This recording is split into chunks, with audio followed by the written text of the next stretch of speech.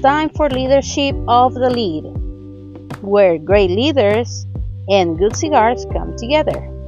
Austin and Dice are back in Season 5, sharing leadership lessons, cigar knowledge, and a few stories along the way. Just honest talk, with vibes, and premium smoke. Grab a tasty beverage, a quality cigar, because life is too short for bad cigars. Welcome back to another episode of Leadership of the Lead. My name is Austin. What's up, Austin? What's up, man? Oh, hi, Dice. How are you? Hey, I am Dice. I'm good. I'm so happy you're here. I'm ready to share some of this leadership advice and enjoy a good cigar. I'm just curious. What are we smoking? All right.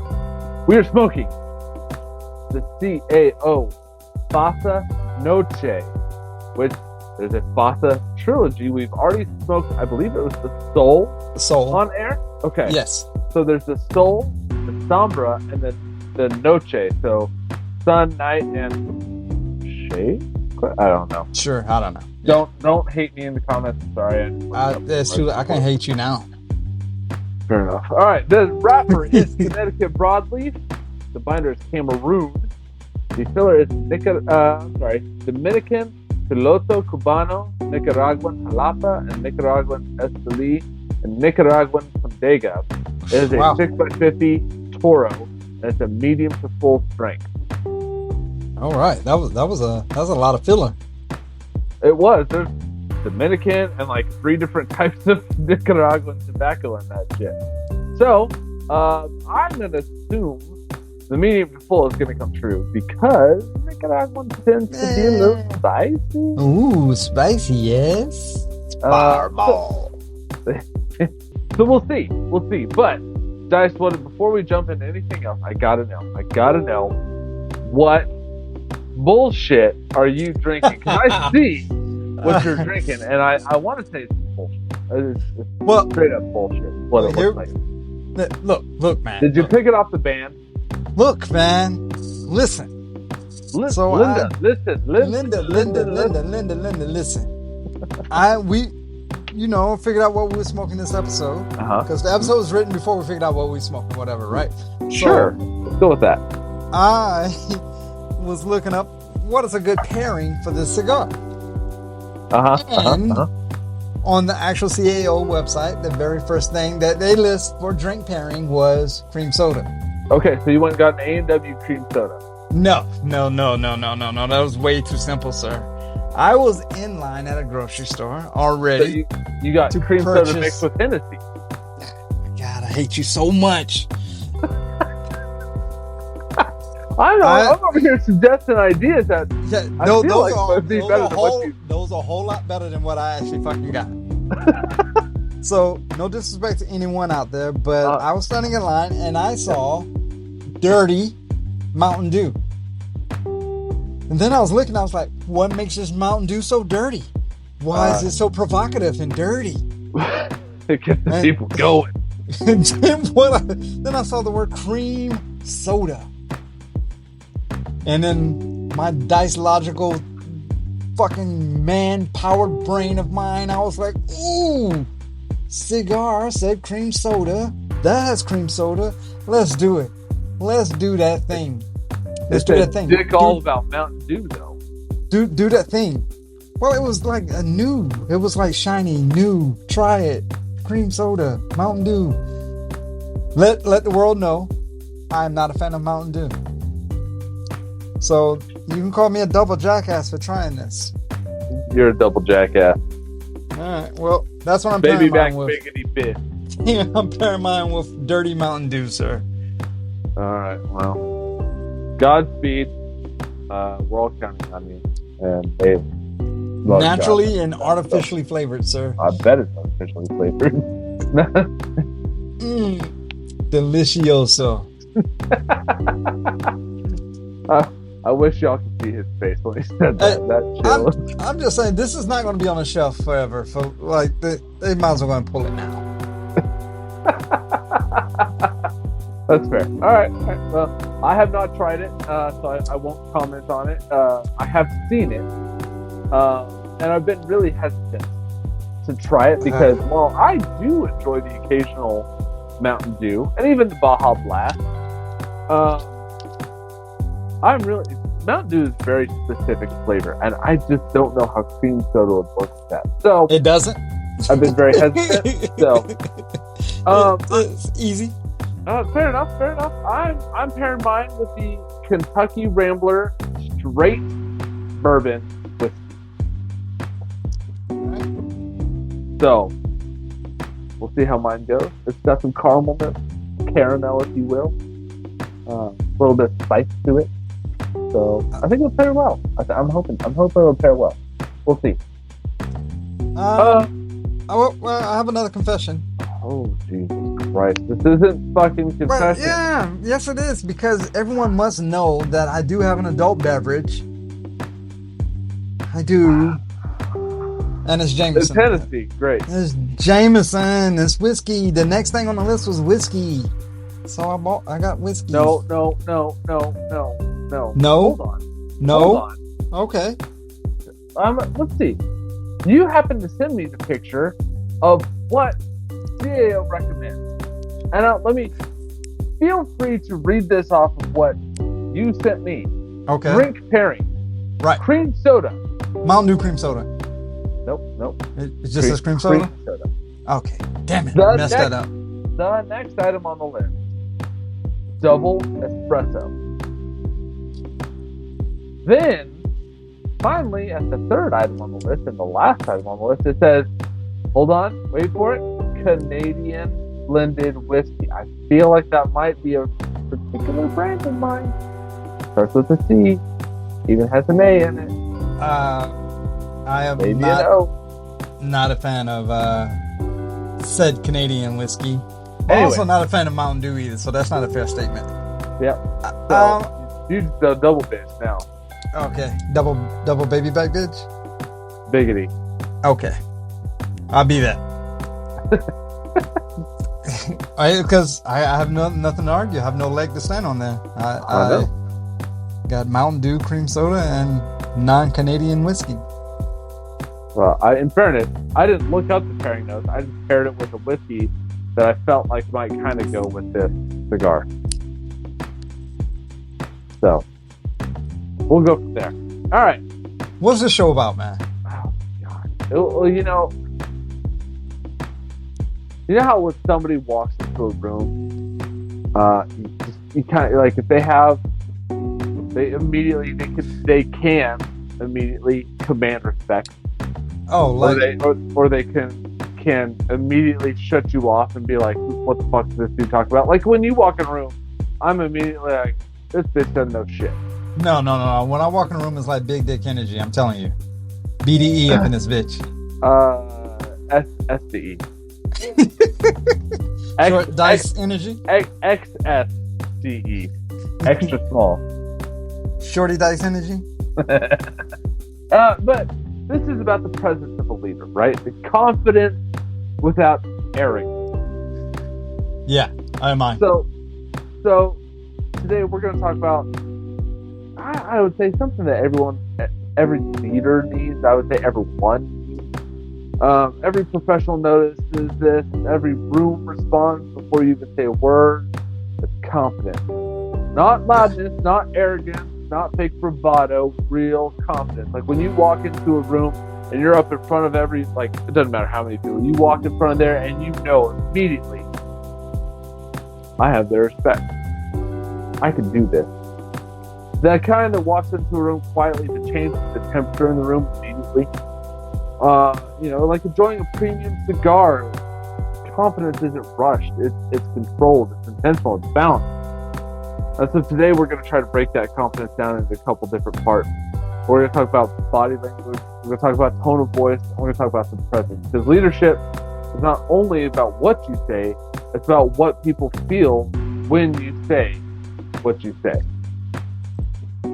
Yes, and there's a few scenarios that we have been involved in where we have said the same thing and got different responses. Yeah. The exact same words. Exact same words. I mean, the first impression burns fast, right? Like when you light your cigar, the first few draws matter. If the burn is uneven like mine was at the beginning, you spend the rest of your experience trying to correct it. Like you're always touching up or doing something to it, like I've been doing with mine, which I'm a little upset about. People make rapid decisions about confidence, posture, eye contact, movement, tone, even down to your composure, long before they evaluate your actual message. A leader who appears uncertain creates uncertainty around them. A leader who appears grounded creates that stability. Confidence is contagious. Right, like you said, confidence is contagious. If the leader comes in and immediately just, even if the decision may be wrong, right? But like, it's crazy how much somebody can come in and be like, all right, what's the situation? How do we do this? How do I make this happen? What's my answer here? What's this? And then they start asking all these questions. They're like, yeah, here's all the answers. And then they go, all right, cool, this is what we need to do. And they make a decision, even if it's the wrong decision. People are going to follow it. Because they're like, oh man, that's crazy. Like, it's one of those things, like, people are just like, yeah, this will work. That makes total sense, what this dude's saying. Yeah. Could be nothing. But could you imagine someone coming in and they stutter or something? Right. And it sucks too, because the people who have that speech impediment, right? Like, I don't want to say they can't ever exude confidence. It's not what we're saying. It's just, it's going to be a lot more difficult for them too. And unfortunately, it is the way it is what it is, right? Yeah. It's just how the human body, the human mind reacts, if you will. But body language carries a huge portion of this, right? Like, so if you have body language, if you carry yourself like a leader, you're going to command that respect. So, like, a cigar smoker knows the difference between a frantic smoking and composed smoking. The experienced smokers relax, controlled, intentional. Leaders should move the same way, right? If you come in and you're pacing constantly and you're chewing gum and like it's going out of style or something like that, and trying to make all these decisions, everyone's going to know that you have no idea what the fuck you're talking about. It's going to be like, what the fuck does this dude know about shit? So, you have to be slow. What's that? Slow is smooth, smooth is fast. Sure. That was smooth the way you said that. You never heard that? No, I can't say that I have, sir. Well, you don't read enough books. I do need to get back in my book reading game. Another element of body language is posture. Posture is one of those things, and go ahead and make your short joke now. It's one of those things where you stand tall, your shoulders are back, your feet are planted. Not stoic like a statue. Stiff. Oh, sorry. Stiff. Not stiff like a statue, but grounded like someone comfortable in their role. Weak posture communicates hesitation. Strong posture communicates readiness. Even in a difficult conversation, posture becomes part of, that leadership communication. Crossed arms, shifting weight constantly, looking down at the floor. Those actions signal, discomfort and defensiveness.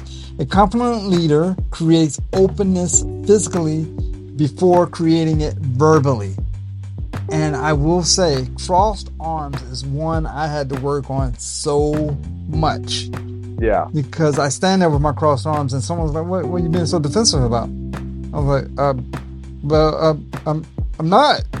Well, yeah. Your body's saying differently. Oh no. Oh yeah. Well, you can't sit there and, like, as a leader, let's say you're reprimanding somebody, right? Like, okay, I'm going to sit here and I'm going to tell you that you can't be coming in 15 minutes late anymore, right? But if I'm sitting there and my shoulders are hunched over and my arms are crossed and I'm looking at the ground and I'm like, hey, you can't be coming in, 15 minutes later anymore. Like, I need you to start showing up on time. That sends a message that you're weak that you're not to be taken seriously, versus somebody who's standing head up, shoulders back, and looking somebody in the eye, speaking clearly, saying, "Hey, I expect you to be here on time," not showing up 15 minutes early. If you can't show up on time, I'm going to have to find somebody else to replace you. Right? Those things send two different signals, right? That's just posture. And all you did was really change the posture. I mean, you could argue that you changed the tone, but also with posture comes good eye contact, right? But good eye contact says, I'm engaged, I'm listening, I'm not intimidated. But confidence is balanced. Too little eye contact, you look nervous. Too much eye contact makes you feel aggressive. And I've had that.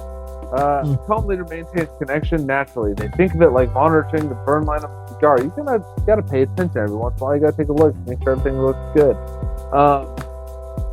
You gotta pay attention consistently without obsessing over it. I've had people where, like, subordinates, and they just stare at you. And I'm like, Jesus, man, like, take a fucking blink. Like, I don't need you staring at me, man. Like, now I'm starting to get nervous. But, like, I had to remember, like, okay, they're my subordinates, so I just match their energy. They're gonna stare at me, I'm gonna stare right back at them. Right. So, but I've had it where I've been staring at somebody, and I'm like, hey, I really need to be like, hey, Austin, I'm like, like sometimes I'll practice stuff, and they're like, man, you had way too much eye contact, because holy shit, it felt like you were burning through my soul right there. I'm like, what the fuck? And I'm like, oh, I didn't mean to. I was just trying to make sure that they knew that I was intent. I was serious. And they're like, oh my God, like, that was a lot. I remember, if I remember correctly, you had a subordinate that I said they could go take a break once they get XYZ done. And you caught this individual taking a break, but you could not focus to communicate to you.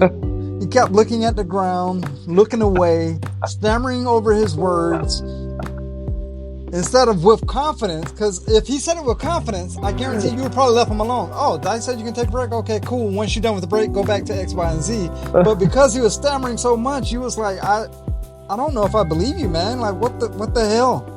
Did he say that? Did Dice really say that, or did he not? I remember exactly what you're talking about. And I'll give you a situation. This individual was finishing a job on the product. We're in a mechanic-esque setting.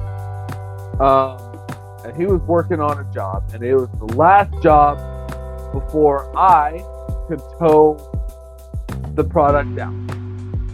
And I was like, and I came up and I was like, hey man, are you fucking done with that shit? And he's like, oh, I'm almost done. And I said, cool, after you finish that, you got one more job to do that you agreed to take care of. Like, we're all kind of fucking waiting on you, and we don't want to get in your way. And this dude said, no, I'm going to take a break after this. I was like, what? Who the fuck said you could take a break? Like, we're all fucking here jobbing our ass off. Who the fuck said you could take a break? And he stood up, looked at the widget, not at me, who was standing right behind him, looked at the widget and said, Dice said I could go take a break. I said, hold on, man. You're going to have to turn the fuck around and look at me and tell me what the fuck you just said. Because all I heard was mumbling, and I didn't hear shit. And so he turned around, and I guess he was nervous. And I didn't mean to make him nervous, but I was just trying to be like, I was not told about anything. You were my boss at the time. I wasn't going to argue with you, but I didn't. You and me had a really good communication line. You didn't tell me anything. Oh, so God damn it! What? You said communication. You know what you did, fucker. Anyways, so you didn't tell me anything. So I was like, tell me what you said again.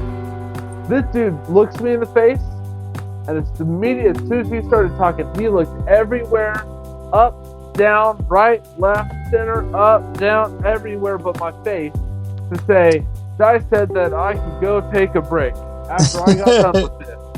All around my face. And I was like, hey, why can't you look me in the face? Do I intimidate you that much? And I wasn't trying to be mean, but I was just like, there's no way I intimidate you this much.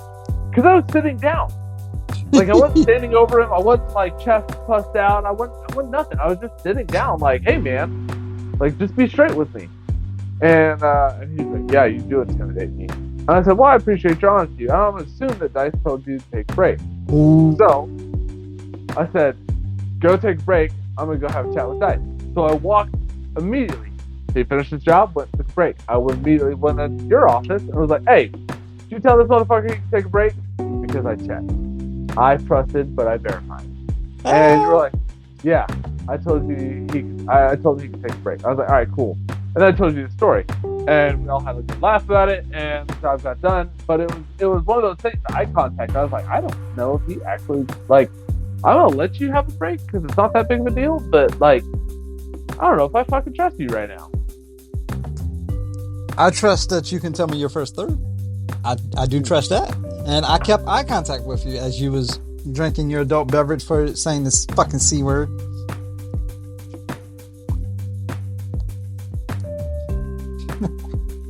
This smoke is thick. And it lingers. But I would say there's a fruitiness, creaminess, cedar, an earthiness tone to it. I don't know that I get any black pepper. Maybe on the retro, I'll give it a shot, but that's what I'm kind of getting. I definitely don't get any black pepper. No, I mean, I would be forcing it to say I'm getting black pepper. There's now my drink is a little bit spicier than yours. Maybe I get a slight black pepper that my drink is pulling out more, but it's very minute. I know the website said cream soda.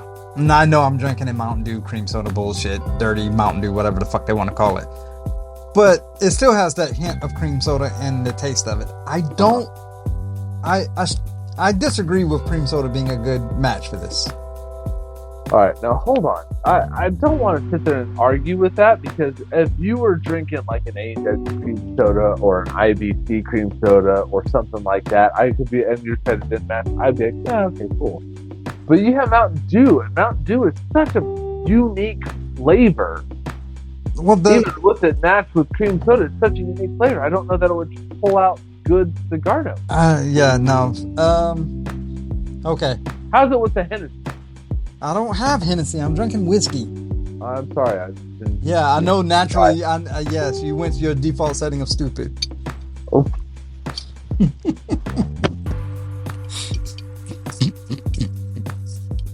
This motherfucker over here giggling at his own joke. You hear this shit? That shit was funny. Come on. Whiskey. Actually, with the whiskey I'm drinking, I get a little peppery note on the palate. But that could be from the whiskey, like you were saying. That's what I'm saying. With the whiskey, it kind of draws it out a little bit more. I think the cigar is too sweet for cream soda. Not that it's a sweet cigar. No. I don't want to say it's a sweet cigar, but the flavor notes of it are in the sweet family, but it's not a sweet cigar. Anyway, I'm rambling now. Yeah, you are. So those are my flavor notes for it. The posture and the demeanor of a leader as they enter a room, as you were saying, and they make eye contact and they have this good posture and everything. It's one of those, like, I don't know what to do with my hands, right? All right, Ricky Bobby. Yeah. So hands and gestures, they play a part also. So it's like a total package when it comes to the whole thing, right? Your hands tell stories before your mouth even decides what to say, right? Visible hands create trust. Purposeful gestures create emphasis. Fidgeting destroys authority. A leader constantly adjusting clothing, tapping fingers, or hiding hands in pockets broadcasts nervous energy to the room. And it's one of those things that, like the classic Italian where they said they talk with their hands and they do all these motions and stuff like that. Like, overdoing it could also cause a distraction in that whole process. Yeah. So I listened to a brief presentation, where whatever you want to call it, And this guy literally was like doing so many things, and it happened to be over Zoom, so it was even more distracting. But this guy was sitting there talking, and he would like do these extravagant motions with his hands, trying to explain concepts like he was in the room with me. The only problem was is all I could see, is a little square in front of his face, and he's just doing all these hand motions in front of his face, and I found it very distracting. I was like, oh my gosh, I can't even focus on what you're saying to me right now because you got too much going on, man. Like it's just you got an imaginary orchestra in front of you. Yeah, like I was just like, oh my gosh, dude, like it's not that big of a deal. Just chill out, take a breath, and give me the information. Yeah, but I get nervous in front of large crowds of people when I have to speak. It's natural. I don't want to say I have a fear of public speaking because I don't believe that I do anymore. I've trained myself out of it, but I get nervous when there's 500 people in this room. You have to talk to them. I'm like, that's a lot of fucking people. Holy shit, that's a lot. I get nervous. I get that way when I know I'm talking or dealing with, I want to say, like, not like my boss, but my boss's boss. Right. Like I have that big talk in front of someone that their pay grade or they get paid millions, where I only get paid thousands. Right. Yeah. I get that. So I'm very conscious of my hand gestures when I'm talking, and sometimes I'll stick a hand in the pocket and I'll leave one hand out and I'll be pointing, and then every now and then I'll switch and I'll pull the other hand out. And I used to be an instructor. For those of you that don't know, I used to be an instructor. And when I first started instructing, I had a clicker, right? Everyone has a clicker. Oh, yeah. That was my fidget toy. I fucking fidgeted with that. I tossed it back and forth. I sit there and twirl it. I found all these cool things that I could do. I played with the battery cover a lot. And I was like, and my boss was like, he was evaluating me on my instructions. And he's like, look, man, I don't know what you got to fucking do. Fucking put the goddamn clicker down. And I was like, what are you talking about? And he's like, put the fucking clicker down. And I was like, okay, well, all right, whatever you say. And then I was like, I don't know what you're talking about. So I clicked to a slide and I started talking about it, and I was like, okay, he said set the clicker down. I set the clicker down, and suddenly my fingers, I was like, oh shit, there's nervous energy here. I have no idea what to do with my hands anymore because I don't have the clicker. Yeah, so I was like, I don't have the clicker anymore. So I was like, oh, this is what he's talking about. Oh, I get it now. So I had to train myself to just set the clicker down, point to the screen, talk about stuff, emphasize with my hands, point, whatever, do all this stuff, and it was like, oh yeah, now I understand. But hand gestures, they can be super distracting if you're not careful. If you fidget, somebody's sitting there playing with their tie the entire time, or fiddling with their they're sitting there just playing with the end of the tie. You're like, dude, do you know what the fuck you're talking about? Yeah, well, I call that the Rodney Dangerfield effect. Yeah, ooh. The respect, man. The respect. So what I found is if I put my hand on my side and I just take my pants and I rub the side of my pants against each other, it creates for whatever reason, it works for me. Maybe it doesn't work for everybody. It creates a feedback loop for just one side, one hand. It creates a little feedback loop, and I can sit there and point to the side to everybody else, and it's such a minor little thing that nobody actually knows what I'm doing. And then I every so often I take my other hand off and I illustrate with my hands, and then I kind of put it back to my side and I keep pointing. And people are like, "Yeah, that was a great brief. I had no idea." And I'm like, "Oh, the pants trick worked." But it's just something it's a sensory effect. But yeah, hand gestures, you got to be careful. It's that it could be super distracting for those that you're listening to or trying to brief if you're on the giving end of that. But I say let's take a break, and then we talk about our second, third, and have a leaf lesson. Leaf lesson. All right, let's take a quick break. A few moments later. Hey! We're coming back from a break. What are you doing? Oh, I was We're singing back the from a Dice break. is the Bitch song. Oh, yeah. Everyone, if you know the words, sing along. Let's go. No, nobody knows the words, sir. But I do want to share this. I do 100% want to share this. Following the second, third, I am not drinking that fucking Mountain Dew dirty anymore. I'm pairing it with whiskey. My second, third, and I don't know if you're getting the same thing because I'm drinking a bullshit drink. It's kind of a salty, caramelly, marshmallowy like flavor, like almost a fluff, like candy-ish kind of flavor. Pepper wants to come through, but earth and leather seems to be taking the forefront, and I want to say the Mountain Dew is making a citrus flavor. But I have to go off your notes more than mine because my drink is fucked. So My I pairing can is see fucked. like a toasted graham cracker, marshmallowy kind of flavor. I can see the earth note.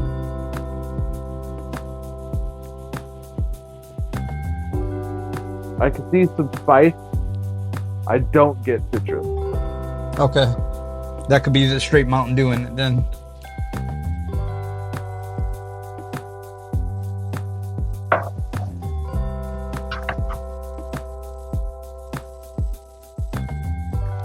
All right. So for today's leaf lesson, Alright everyone, settle in. It's time for this episode's leaf lesson, where we'll go over cigar culture so you can enjoy the leaf respectfully. and we're going to talk about the slow burn principle. All right. Today it's simple, right? Great cigars are not rushed.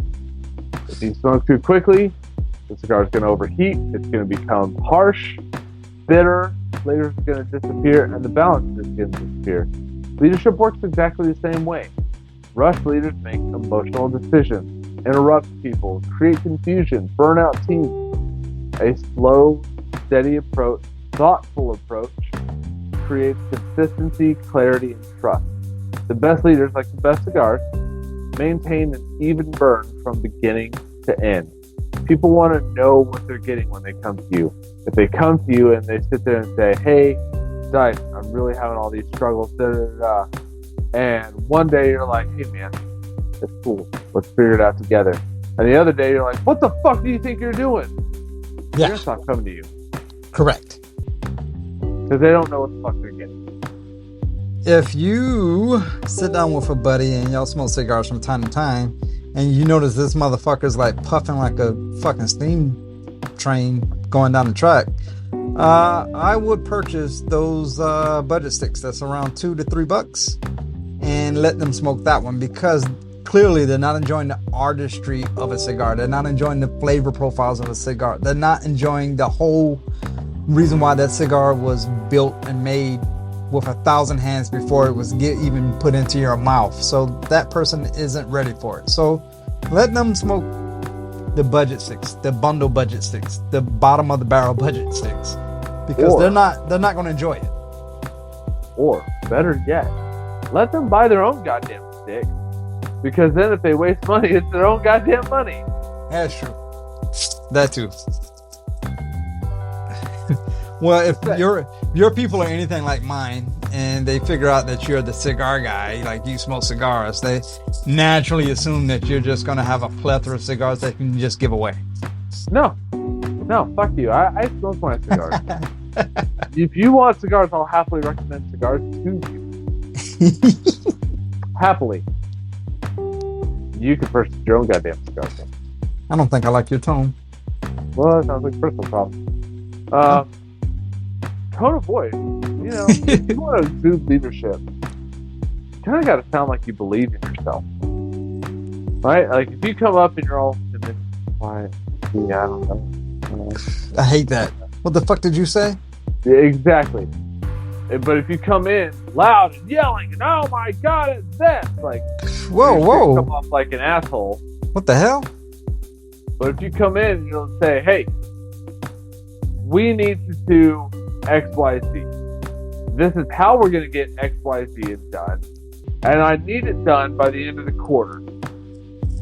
People are going to go, oh, all right, cool. Sounds good. Yeah, that makes sense. Your voice carries authority before your words carry meaning. You could say the right thing with the wrong delivery and lose the room instantly. And this is where we talk about, unfortunately, stuttering and that sort of stuff. But it's one of those things where if you come in, you're kind of quiet and humble, and you're like, "Hey guys, I really would do." I can't take that serious. I can't exactly. I'm serious. I hate it. No, it's automatically like I don't even know what the fuck you just said. I wasn't listening half the time anyways, and I don't give a shit what you just said. But if you come in and you say, "Hey, Dice, I need 15 widgets by the end of the week. I need you to make it happen. Can you make it happen?" I'm all in, coach. Done. All right, let's go. You need any support? You give me a ring. Let me know how I can support you. I'll be more than happy to take care of it for you. Boom. Next. If you come in and you're yelling and just at like extreme, not authoritative like you was just doing, but like you're just yelling for no reason, like you're coming in like you're angry about something and you're trying to tell me to do something for you, or however you want to come across with that. How I take that, I immediately go to defensive mode. Like, whoa, why all the exclamation points on what you're trying to say to me, homie? Why all caps? Why all caps and red bold? Like, whoa, coming at me the complete wrong way. So both those, you lost me. I'm done. Hey, motherfucker, I need you to get 15 goddamn widgets done by the end of the week. Otherwise, there'll be hell to pay. You'll be lucky to get 3. Oh, shit. What the fuck? You might get short-term results. But after a while, people are going to be like, he just yells to yell, and I don't really give a shit about him anymore. So it's one of those where pace and pauses matter. Along with tone, of course. We just discussed tone. Nervous people tend to rush. They're like all over the place. Like, I left my papers here. I left my papers there. Where am I going? I just print. Did I print? Did I not print? Did I hit the print button? What's going on? Confident people control that tempo. Damn. I thought I hit the print button. Hey, Austin, can you hit the print button so I don't have to walk back on to the other side of the room? A slower pace communicates certainty. Strategic pauses commands thoughtfulness. You had to hear someone where they're speaking and you're engaged, and then they take that short little pause and you're like, just to build up the hype, and then they tell you the rest of the story and you're like, oh, that was good. That was a good pause moment. That was great. Whereas silence is like not weakness, but in leadership, pauses often create that more power for that constant talking that they're doing. Just like a cigar would never be chain smoked like a cigarette. Communication, bitch, should never feel frantic. Slow down enough to think. It's one of those things where you want to eliminate or minimize filler words like like we did in season 1. Those are called verbal pauses, and they will destroy your credibility. So I'll give you a scenario. If you and public speaking, this is one of the things that people trip up on the absolute most when they're doing public speaking. They'll finish a sentence and they'll pause, and the pause will feel like it's 5 minutes long, and it's really 5 seconds long. Meanwhile, you're sitting in the audience, you're like, that's a good pause. And then you're ready for him to pick up at the same pace, and he immediately rushes through the rest of the presentation. You're like, whoa. You were doing great till that pause, and then you lost me, because I need you to slow the fuck down. In his head, he's like, I took too long of a pause, now I'm behind, now I gotta do this. It's one of those things where when you're speaking, I hate to say time gets distorted, but it feels like time gets distorted because you're sitting there and you're going, fuck. And the other thing is too, if you're sitting there going, yeah, so if we take the widget A over here and we we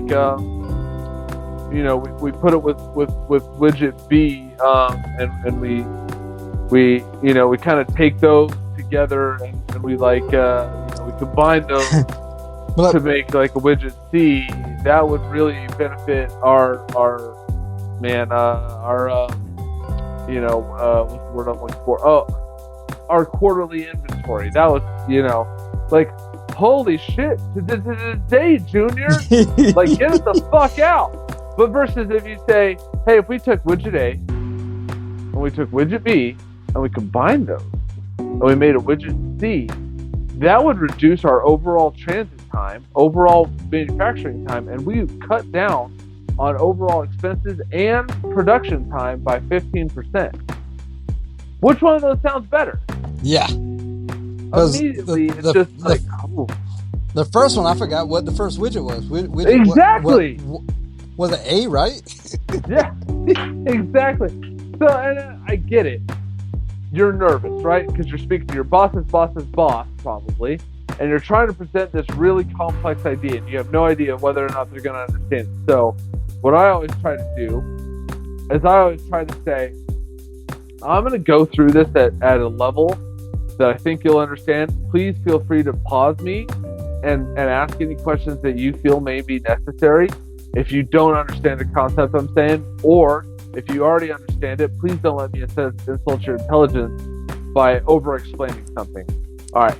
With that being said, let me get into this. If I take widget A and I take widget B and I combine them into widget C, I can reduce our production time by 15% on this end, because all that time, rather than sitting them going parallel, I combine it in one and I end up with a better product at the end. And if they have any questions, they'll be like, whoa, you lost me. Why is widget B so fucking important? Yeah, that makes sense. Let me explain this a little bit deeper. Let me explain that concept a little bit deeper. Right. And that's all it takes. You can set a clarifying statement, and your boss is going to go, whoa, whoa, whoa. Hang on. I got a question for you, because this doesn't make sense to me. And that's all it takes. You have a clarifying statement, you have whatever, but it's better than saying,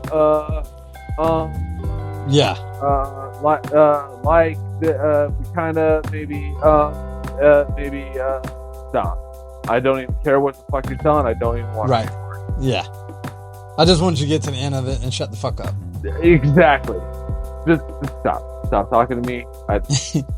You obviously, and in my head, if I'm receiving that presentation, you don't know what you're talking about.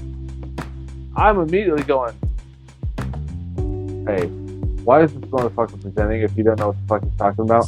Right. And I'm looking at my second experience, like, why is this dude in front of me if he doesn't know what the fuck he's talking about?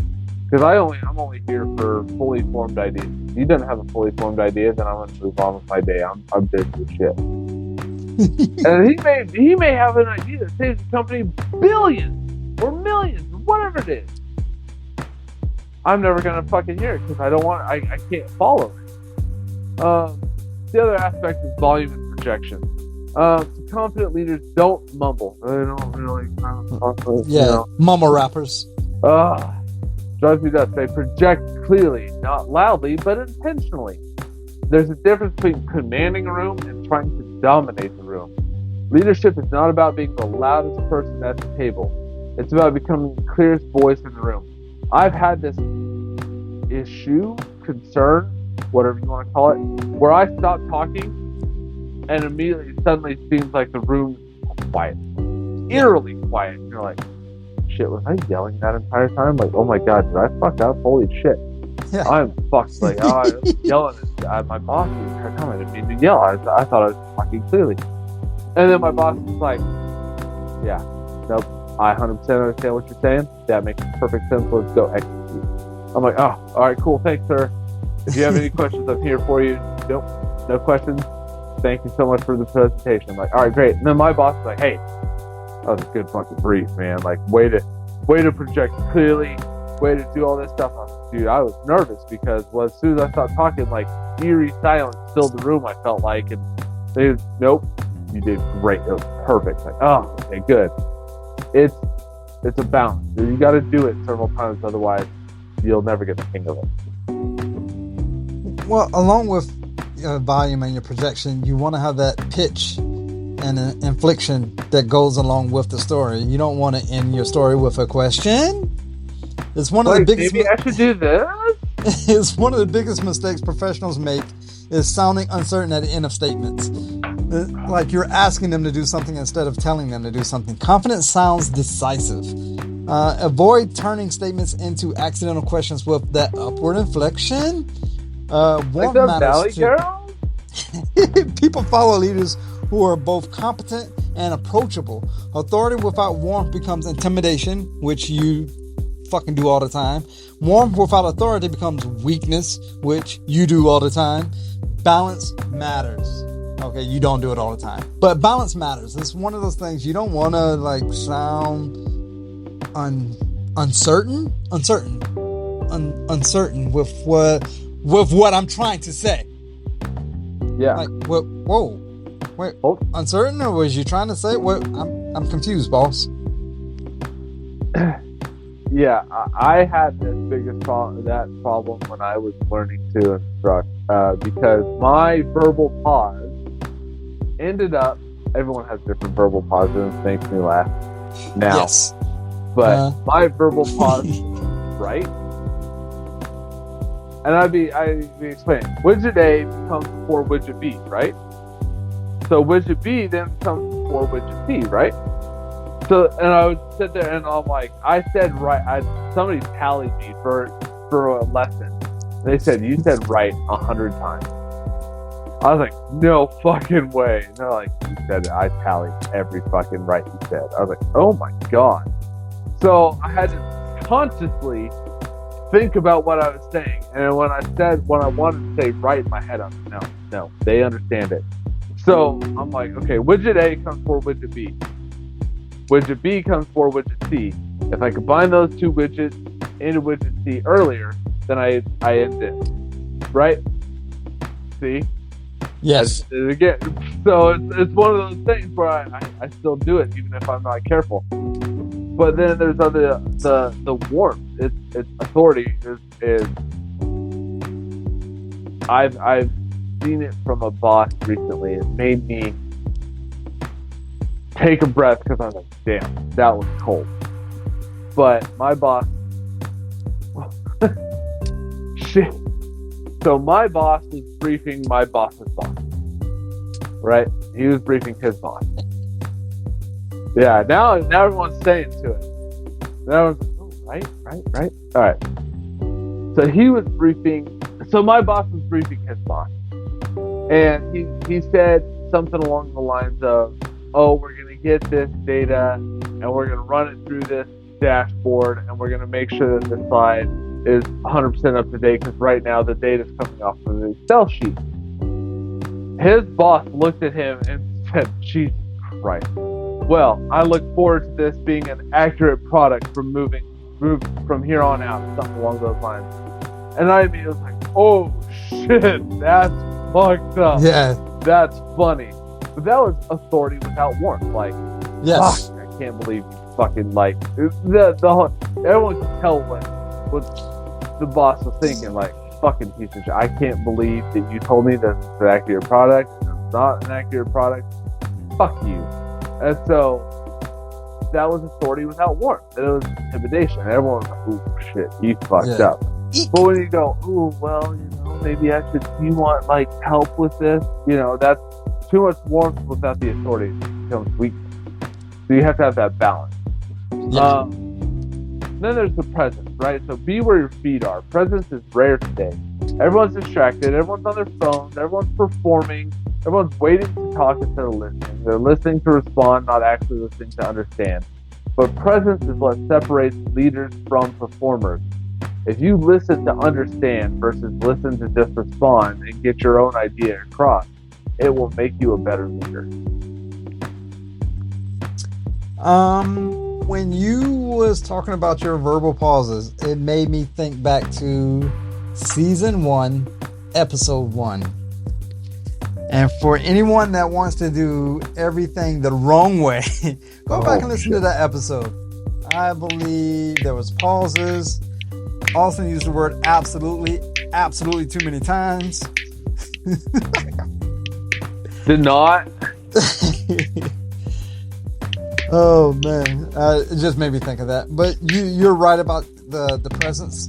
Presence is very rare today because even I call it the TikTok generation. Because at TikTok you need at least 7 seconds to catch someone's attention. So if you don't catch someone's attention within that 7 seconds, you pretty much lost them. That's the generation that's coming up after the generation of, I don't even know what it is, Bravo, Generation Alpha, Generation Bravo's. There's Z, Alpha, and then Bravo, I think. It's a little bit of Alpha, but it's more Bravo, because Bravo is more of the generation that they shove tablets in kids' faces now. The whole thing. I see it in restaurants, and I'm like, Jesus Christ. Alpha's the same way. Are they? Yeah. It's one of those where you want to focus on the person in front of you. And we've talked about this before. The most magnetic people make others feel important. That requires attention. Not checking phones, not scanning the room constantly, not mentally rehearsing your response, which a lot of people do when you're talking. They're talking to answer instead of listening to what you actually have to say. True confidence does not need to prove itself every second. It stays in the present. It stays in the moment. It stays in what we're talking about right now. Don't let me get out what I need to say just so you can verbal diarrhea what you was thinking about while I was talking. Right. Well, it's one of those things that I see a lot of times where leaders will sit there and you'll be briefing them an idea that you've had, and maybe they heard about this situation and they've already formulated their own opinion. And if they formulated their own opinion, they may just sit there and go, yeah. But have we tried? Have we thought about? Did you do? And it's like, motherfucker, you think I would be here if I didn't try that shit? Like the obvious shit? Like, I'm fucking here because I want some off-the-wall approval that I don't think you're willing to give me. And it takes a strong leader to be present and grounded and actually listen to what that person has to say and realize that what they have to say may or may not be valuable at that time. I'm not going to say it's always valuable, because it may not be. Maybe shit. Who knows? But you have to stay present and go, all right, I understand what you're saying, but that doesn't make any fucking sense of why you're saying it. And then you also have the calm under pressure. Leadership is often measured during difficult moments.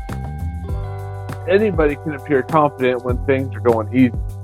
But true tests come during conflict, criticism, uncertainty, pressure. Controlled responses signal mastery. Emotional overreaction signals instability. A premium cigar burns at its best under controlled temperatures, under controlled humidity, all that the variables as controlled as possible. Too much heat ruins the flavor. Too humid ruins the burn line. The same thing happens to leaders emotionally. If you allow pressure to overheat your emotions, your judgment is going to suffer. If you allow somebody to get under your skin, like I tell my son, if you allow somebody to get under your skin, you're giving them control of your emotions. Yeah. And why would you give somebody else control of your emotions? Well, because I want to maintain my... You gave me this one on purpose. Because you know I can't say that word. Authenticity. Authenticity. There you go. Hold on, let me drink some Jameson. Make sure I can slur it up. That will help. Liquid courage, my friend. Oh, you laughing at me? Am I not communicating well enough to you?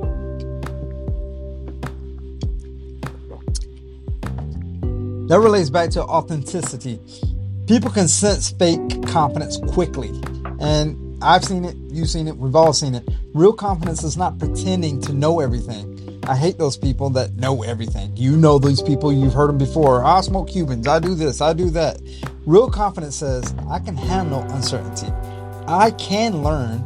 I can stay composed even though you're losing your shit right now. Notice my tone has not changed. You can go and lose your shit all you want. I'm going to stay composed. Authenticity builds trust faster than perfection ever will. Many people have said that about you. Many people have said that about me. Like, I like coming to you because what you're saying is authentic. I feel like I can trust what you say over whatever X, Y, and Z is trying to tell me. Yeah, well, and that's a lot of it is built. It's that trust that's built up over time. It's that character that's built up over time, where we both sit there and go, "Look, I'm gonna call the baby. Like, that shit sucks. That's stupid, right? Whatever the case is." And so people are like, "Oh man, these guys are authentic. Like, they're gonna shoot you straight." But let's get into some practical practices that will help build confidence immediately. So, first things first, improve your motherfucking posture. For one tall, week, straight. There you go. Only on standing taller and sitting with intention. So, what that means is, if you straighten your back, take your shoulders, lift them up towards your ear, roll them back, and sit with your chest a little bit, or stand with your chest a little bit puffed out, you're immediately more confident. You practice that posture, guaranteed, you're going to be like, oh, people are going to be like, oh, shit. Oh, is there something different about you?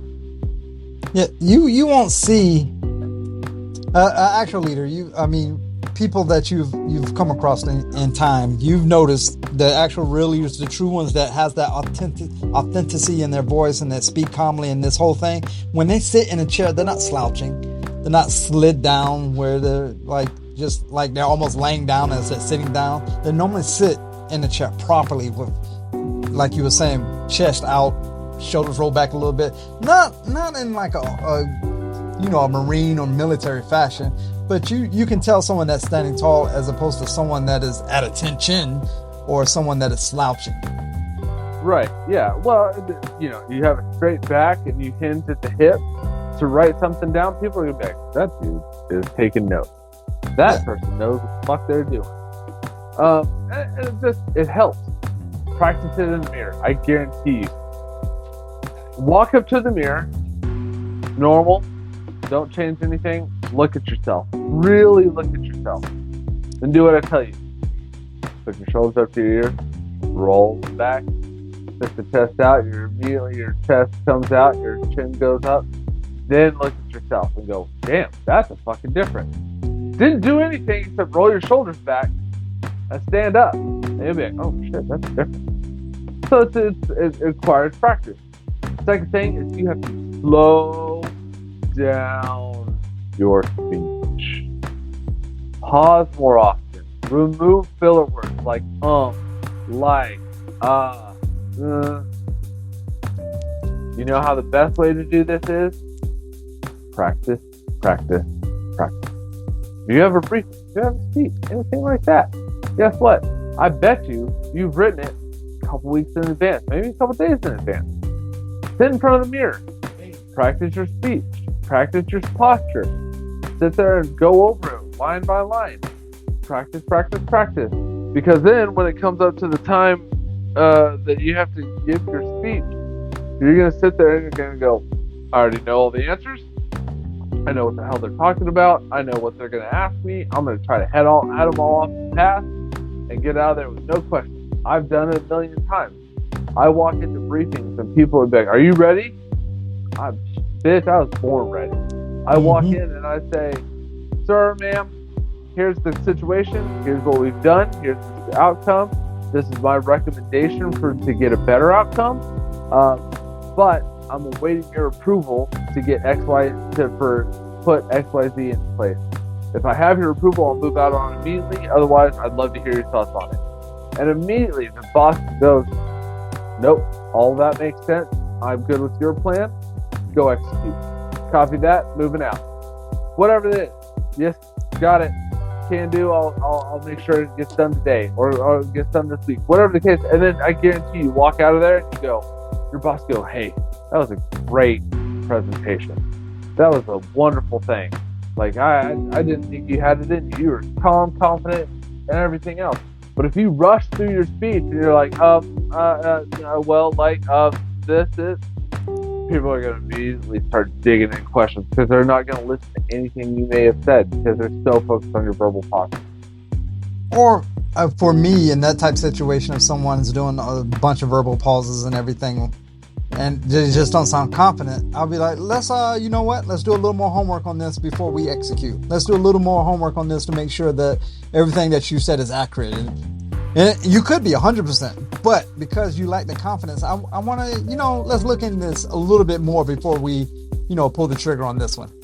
Yeah, and the opposite can be true too, because I've had it happen where they're like, hey, you say you want this is $1 million investment for little gain. What's the little gain we get? And I'm like, so I'll sit there and say, well, the little gain is potentially less confusion for the operator in these procedures. But I don't think we need that because we could just train slightly better and make sure our operators actually understand what the fuck they're getting into before we go execute this, before they use a forklift or whatever the case is. We could train a little bit better to make sure everyone understands the procedures versus changing the wording of a procedure that's going to cost us $1 million to just change a freaking word. And usually my boss goes, that makes complete total sense. Copy. Good. I'm happy you're happy. Yeah.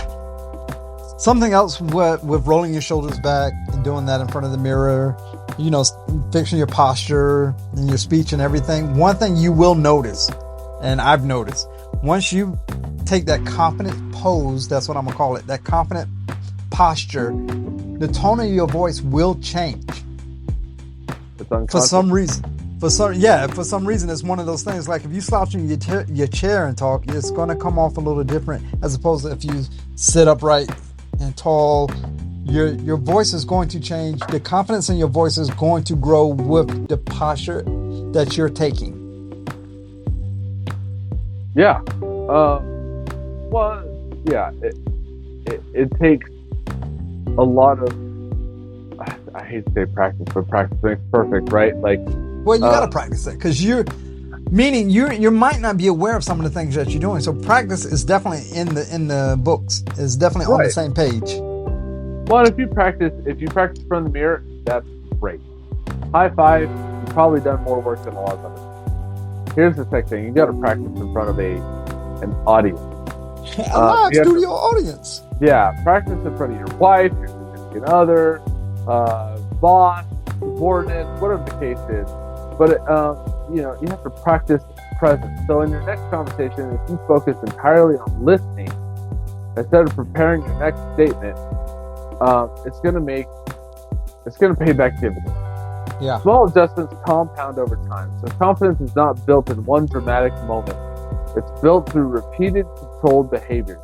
Like the leadership guru Jim Rohn used to say, success is not one single cataclysmic event. It is built over good habits, over good choices made every single day, compounding. That's how you get success. Same thing with failure. Failure is not one single cataclysmic event. Rather, it's several lapses of judgment that compound over time.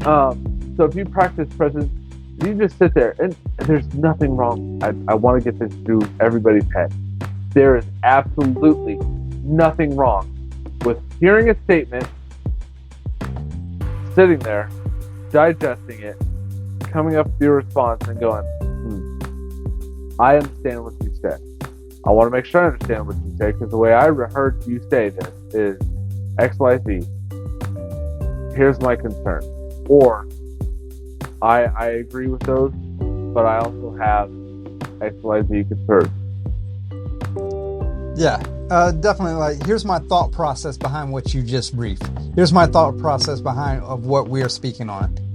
All those will bring a cue to confidence. It'll bring a cue to that you're not listening just so you can say what you need to say. You're listening because you heard what that person said and you are engaged and you want to bring more to the party.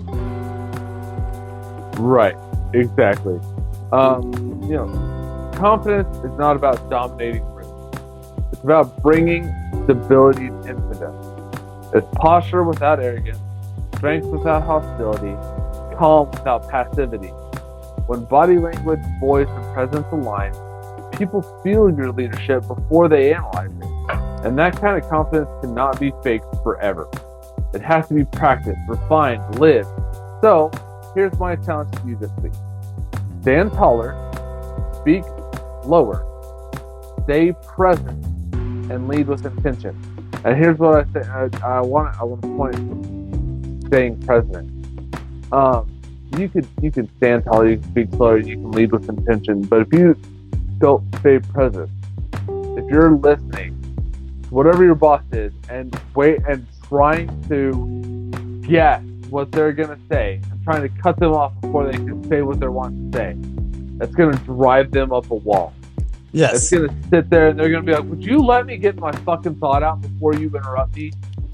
My wife says this shit all the time. Because I'll be saying something, I'm like, "Hey, I have concerns, and here's my concern." And I start, and she like tries to be like Google and finish my sentences. I'm like, "Would you stop? Let me finish what I'm gonna say, and I'll be happy to tell you if you're wrong or right. Like, just wait." And then she sits there and she listens, and she's like, "Oh, damn, I didn't think about that." I know. That's the reason I asked the question. Now, if you fucking finally kindly give me an answer, we could move on without our day. Fine. Give me a fucking answer about your final third, so we can move about our day. God. I'm getting white pepper on this. White pepper. Oh. It's on my lip. Ooh. Leather, earth, and oak woodsy kind of notes. Like I said, I get white pepper on this. That could be that subtle spice that I'm getting too. I can't quite pinpoint it. But I still got that fucking dirty Mountain Dew in my palate. So there's a slight sweetness for me. I don't know if you have any. I don't have a whole lot of sweet. No, it's got to be that cream soda Mountain Dew concoction. Yeah, exactly. Well, so that leads me to the next question then. Is single, 5-pack, or box-worthy cigar? It's time to answer the question. Is a cigar box worthy, 5-pack, or just one or two? I know our listeners probably couldn't tell or whatever, but I was having troubles with this cigar. It wouldn't stay lit for me for long. I did have some soft spots in it. This is the second one I have smoked. I have smoked this one before, so I did do our rule of two. For me, this one, the flavor profile wasn't banging for me. It's not like I'm cuckoo for Cocoa Puffs for it. It's not something I would be like, "Hey, Austin, you should try this cigar." It's definitely not box worthy. I'm leaning towards 5-pack, but considering the first one was okay, and this one is okay-ish, I'm gonna go 1 or 2. Okay. Ooh, 1 or 2, really? Yeah. Unfortunately, the soul was better to me.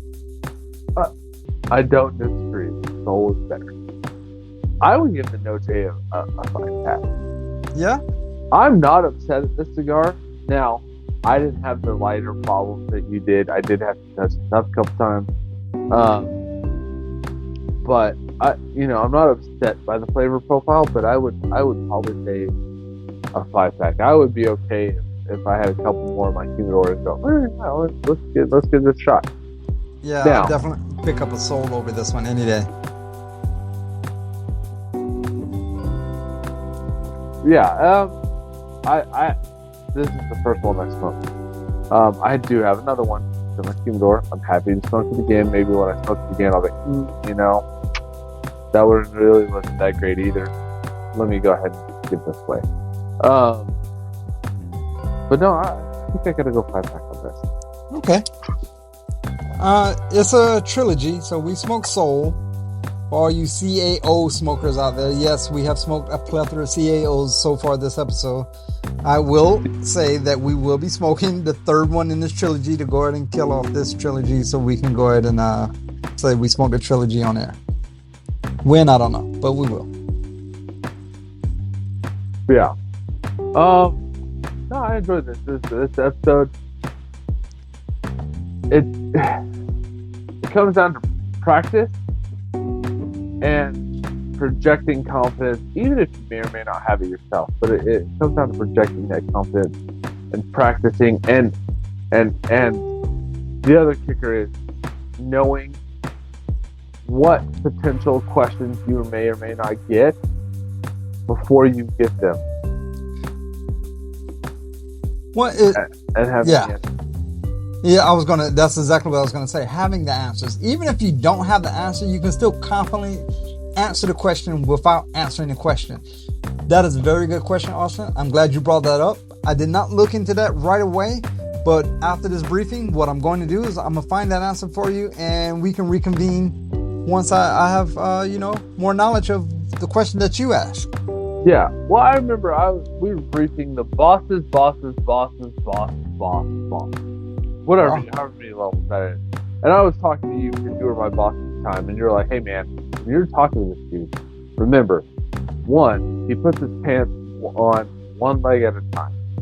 2, you have to be confident. Even if you fuck up and you say something wrong. And I think the example you used, you're like, yeah, so we have a dozen widgets over here, and a dozen is 11, and so we have a dozen, which is 11 by the way, widgets over here, and so we're gonna set those and we're gonna push those out the door, and we got this, and it was all about confidence. You got to make sure that even if you're wrong, you just stick with it or whatever, and that kind of stuck with me, like where I'm like okay, if I just confidently say something, 9 times out of 10, people are just going to accept what the fuck I say. Yes. And I could be wrong. I tend not to be, but I could be wrong. But people aren't going to really question me. And so I sit there and I go, hey, look, boss, if you want me to spend $1 million on whatever, then I'm happy to spend $1 million.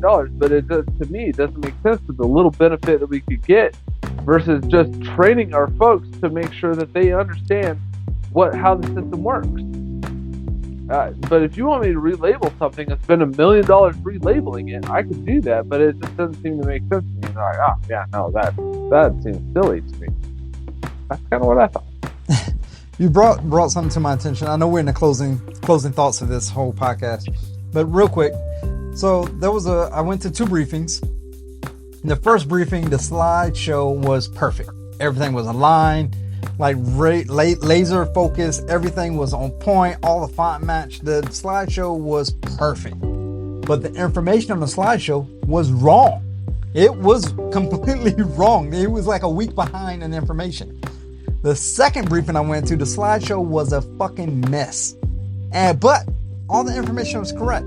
Stuff didn't line up, font was all different. Like, it was hard to kind of follow the slideshow because it was so fucked up, but the information was correct.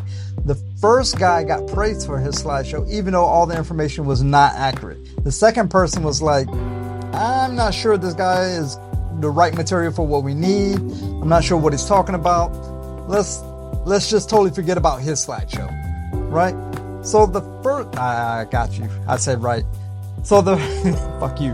The first guy was completely wrong, but his slideshow and everything about it was so confident that nobody really questioned it. But the second guy's slideshow was perfect in information-wise, but the slideshow was a mess, but his information was more accurate than the first guy. So the second guy got kind of demoted, whereas the first guy got praised. Well, and that's the cursed kicker of confidence, So, if you enjoyed this episode, please share it with somebody that may benefit from some of the knowledge that's contained within. Our goal here is to make everybody better leaders. We truly want to see better leadership throughout the world, because if we don't have good leaders, then we're not going to have good products. If we don't have good products, we don't have good citizens. We don't have, so you have to be able to lead with confidence, and we say even if you're wrong, but the whole goal is to not be wrong, to make sure you understand what the fuck you're saying and have all the answers before they even ask. Yeah, I don't want people to think we're just up here rambling. There is research, thought process, and again, research that goes behind these shows. It's not just something we're just pulling out of our ass. We're also sharing real world experiences that we have lived and learned and lived and learned and practice. There's nothing more I can say to that. Austin, I know you get praise from people that you have led. I still get praise from people that I have led to this day.